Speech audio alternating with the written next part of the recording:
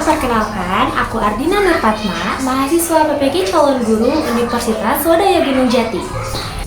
Pada video kali ini, saya akan membahas terkait fenomena yang berhubungan dengan murid yang menghina guru dan kaitannya dengan pendidikan nilai di era digital. Fenomena seperti ini semakin sering muncul di media sosial.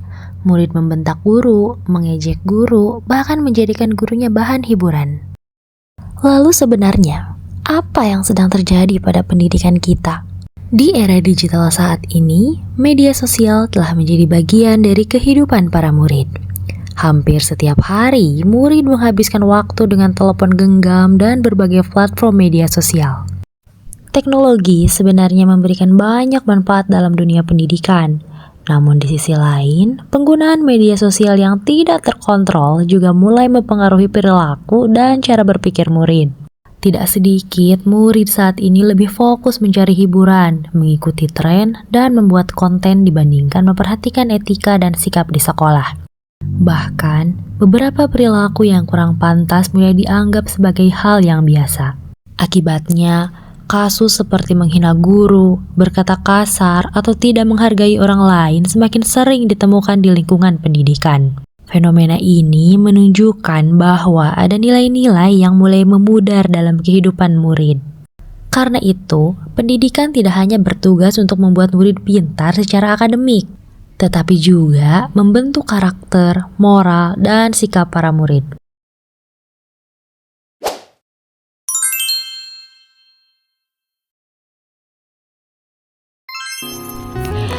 Dengan maraknya fenomena seperti ini, perlulah kita merefleksikan mengapa hal ini dapat terjadi. Dalam mata kuliah Filosofi Pendidikan dan Pendidikan Nilai, perkuliahan PPG Calon Guru Gelombang 1 tahun 2026, kita akan mencari tahu mengapa hal ini dapat terjadi.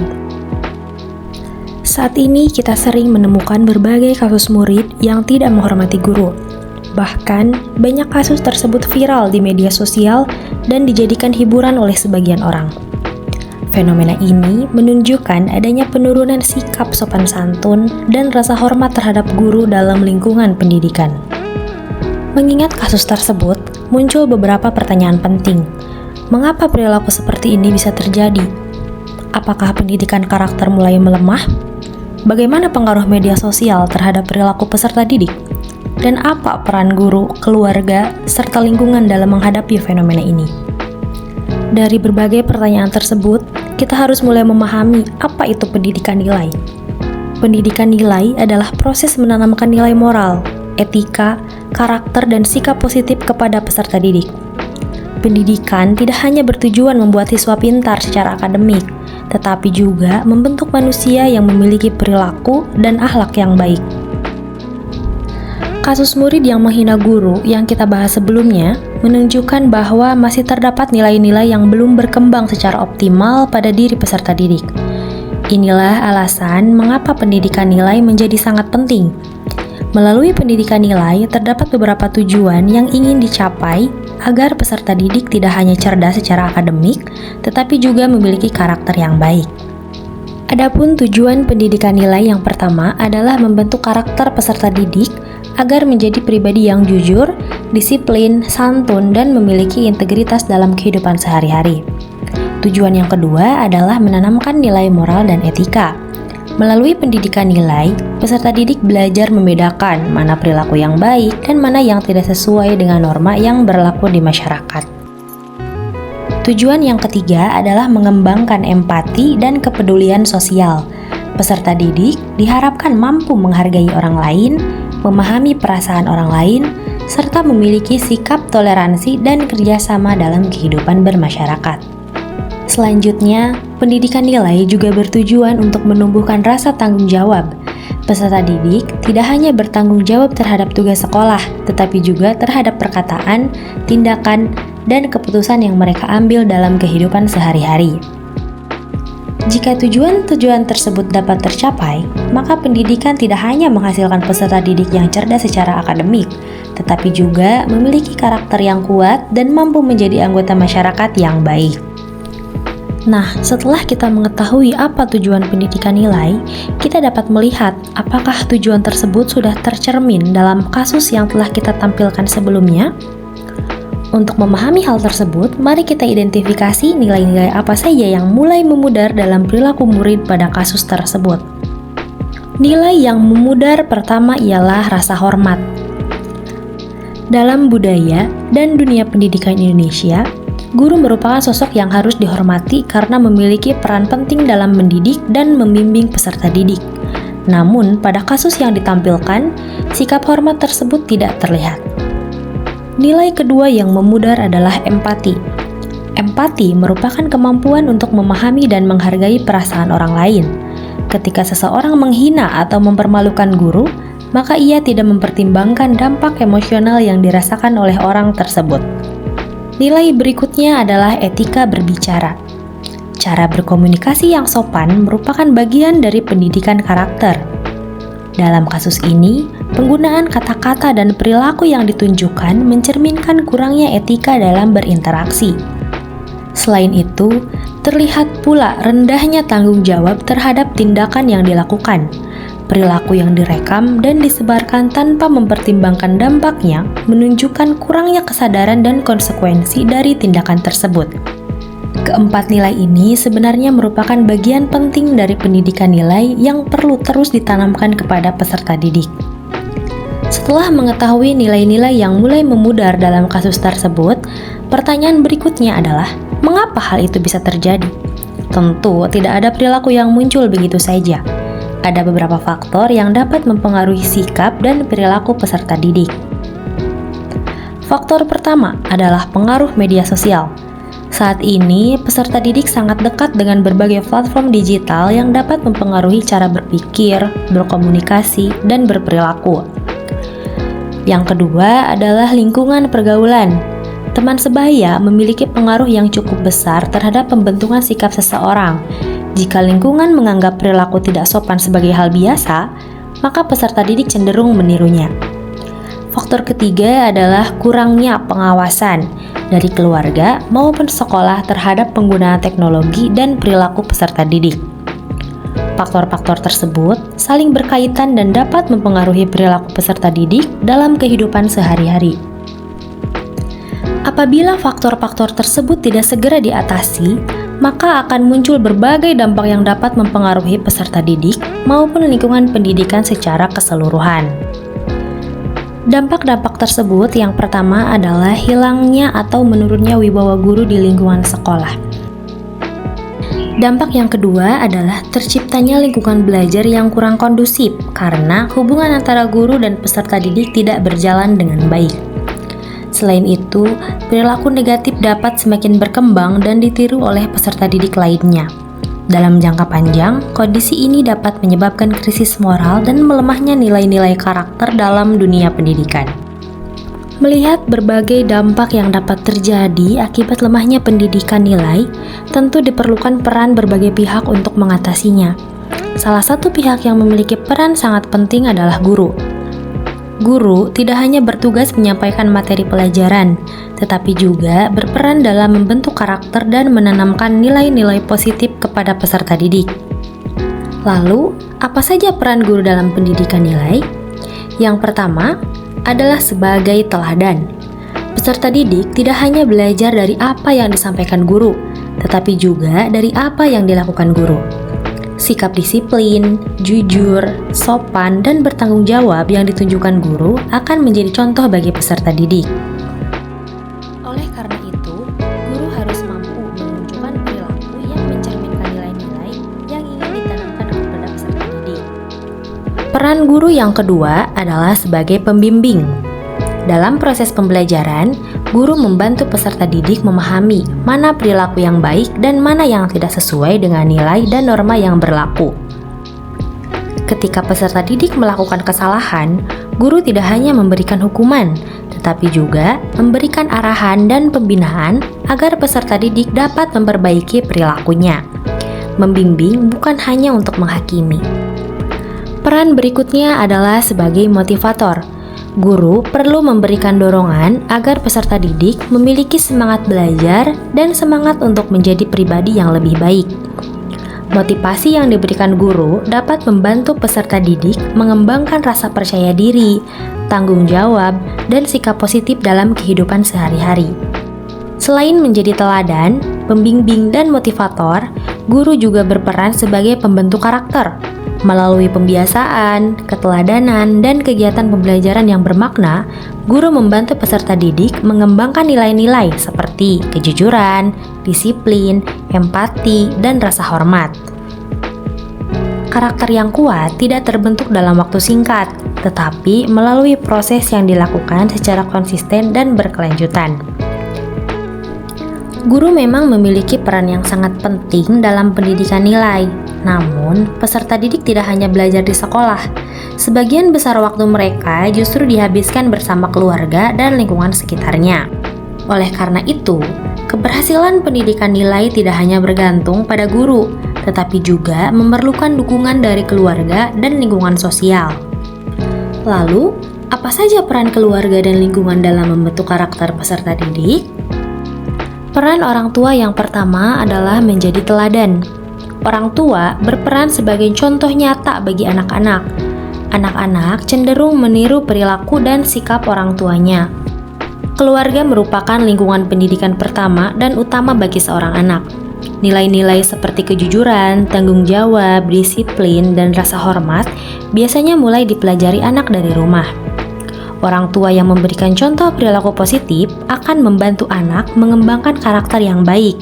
Sebaliknya, jika anak sering melihat perilaku yang kurang baik di rumah, maka hal tersebut juga dapat mempengaruhi sikapnya. Peran yang kedua adalah mengajarkan nilai. Orang tua perlu aktif mengajarkan nilai-nilai moral seperti kejujuran, disiplin, empati, dan juga kerja keras melalui diskusi. Lalu yang terakhir, memberikan dukungan. Selain memberikan bimbingan, orang tua juga harus aktif dalam mendampingi anak secara emosional dan juga mengawasinya. Terutama berkaitan dengan pengawasan penggunaan gadget dan media sosial. Saat ini, peserta didik sangat dekat dengan teknologi, sehingga membutuhkan pendampingan dari orang tua. Pengawasan bukan berarti melarang anak menggunakan teknologi, tetapi membantu mereka menggunakan teknologi secara bijak, aman, dan bertanggung jawab. Dengan pendampingan yang baik, anak dapat memanfaatkan teknologi untuk belajar dan mengembangkan diri, bukan hanya untuk hiburan semata. Meskipun guru, keluarga, dan lingkungan telah berupaya menanamkan pendidikan nilai, proses tersebut tetap menghadapi berbagai tantangan, terutama di era digital yang penuh dengan perubahan dan perkembangan teknologi. Karena itu, penting bagi kita untuk memahami tantangan-tantangan yang dihadapi pendidikan nilai pada masa sekarang. Perkembangan teknologi memang memberikan banyak manfaat dalam dunia pendidikan. Akan tetapi, jika tidak diimbangi dengan pendidikan nilai yang kuat, teknologi juga dapat memberikan dampak negatif terhadap perilaku peserta didik. Oleh karena itu, penting bagi kita untuk memahami berbagai tantangan pendidikan nilai di era digital. Tantangan yang pertama tentunya adalah media sosial. Saat ini, media sosial telah menjadi bagian dari kehidupan sehari-hari peserta didik. Melalui media sosial, mereka dapat memperoleh informasi dengan cepat dan berinteraksi dengan banyak orang. Namun, tanpa pendampingan yang tepat, media sosial juga dapat mempengaruhi cara berpikir, cara berkomunikasi, dan perilaku peserta didik. Mereka dapat dengan mudah meniru perilaku yang kurang sesuai dengan nilai dan norma yang berlaku. Oleh karena itu, peserta didik perlu dibimbing agar mampu menggunakan media sosial secara bijak dan bertanggung jawab. Tantangan yang kedua adalah budaya viral. Saat ini, banyak orang berlomba-lomba membuat konten agar mendapatkan perhatian, popularitas, atau pengakuan dari orang lain. Akibatnya, sebagian peserta didik terkadang melakukan tindakan yang kurang tepat demi mendapatkan banyak penonton atau respons di media sosial.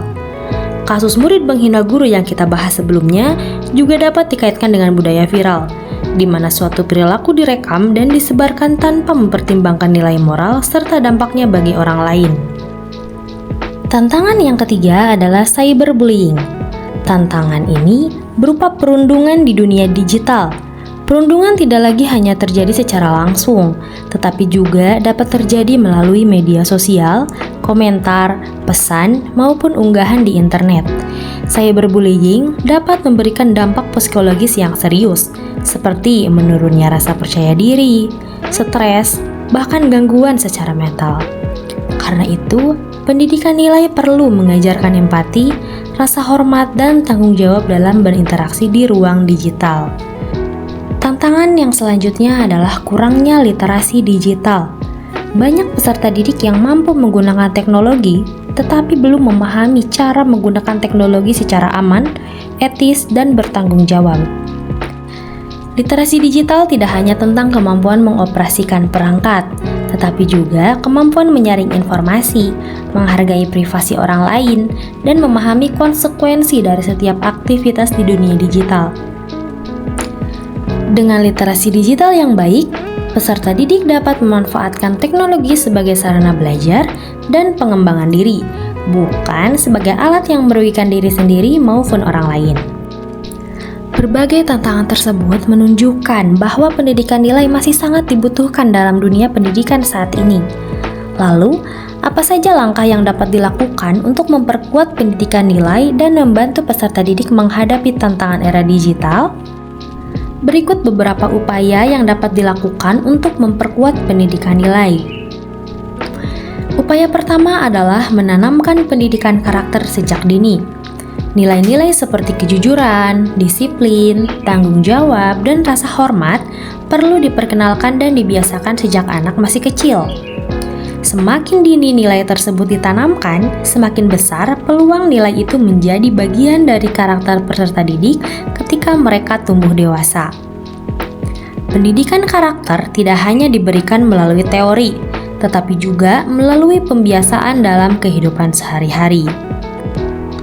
Upaya kedua adalah meningkatkan literasi digital.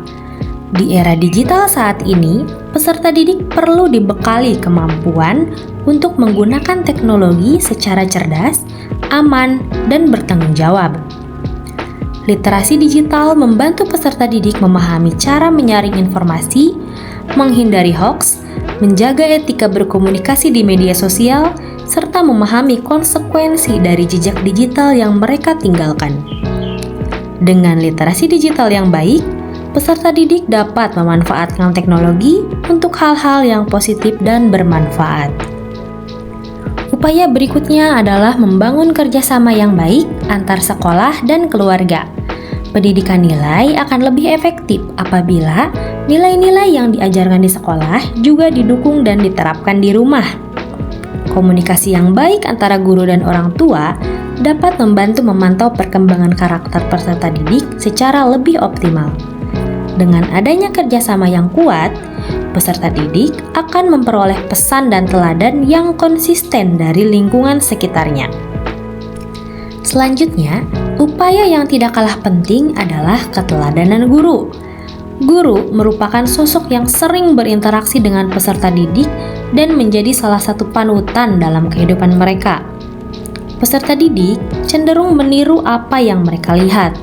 Oleh karena itu, guru perlu menunjukkan sikap yang mencerminkan nilai-nilai positif seperti disiplin, jujur, bertanggung jawab, dan menghargai orang lain. Keteladanan yang diberikan secara konsisten akan menjadi pembelajaran yang lebih bermakna dibandingkan sekadar nasihat atau aturan. Setelah memahami berbagai upaya yang dapat dilakukan untuk memperkuat pendidikan nilai, saya menyadari bahwa keberhasilan pendidikan karakter tidak hanya bergantung pada teori atau program yang diterapkan di sekolah. Yang lebih penting adalah bagaimana guru mampu menerapkan nilai-nilai tersebut dalam kehidupan sehari-hari dan menjadi teladan bagi peserta didik. Oleh karena itu, materi ini memberikan refleksi yang sangat berharga bagi saya sebagai calon guru. Refleksi pertama yang saya peroleh adalah bahwa guru harus menjadi teladan bagi peserta didik. Apa yang dilakukan guru seringkali lebih diingat daripada apa yang diucapkan. Oleh karena itu, saya perlu berusaha menunjukkan sikap yang jujur, disiplin, bertanggung jawab, dan menghargai orang lain agar dapat menjadi contoh yang baik bagi peserta didik.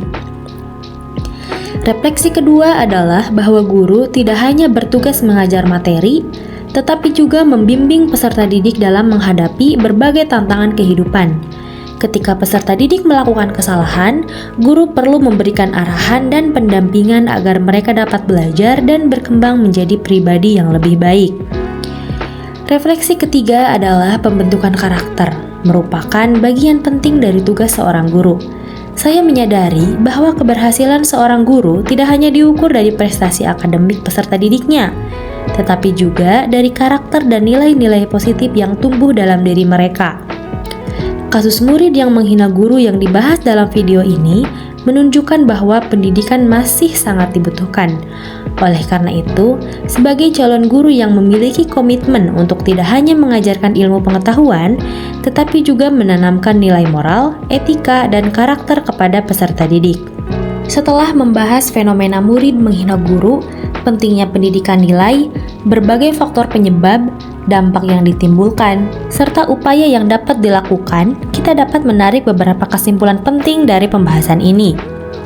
Kesimpulan ini menjadi gambaran bahwa pendidikan nilai memiliki peran yang sangat besar dalam membentuk generasi yang berkarakter dan bertanggung jawab.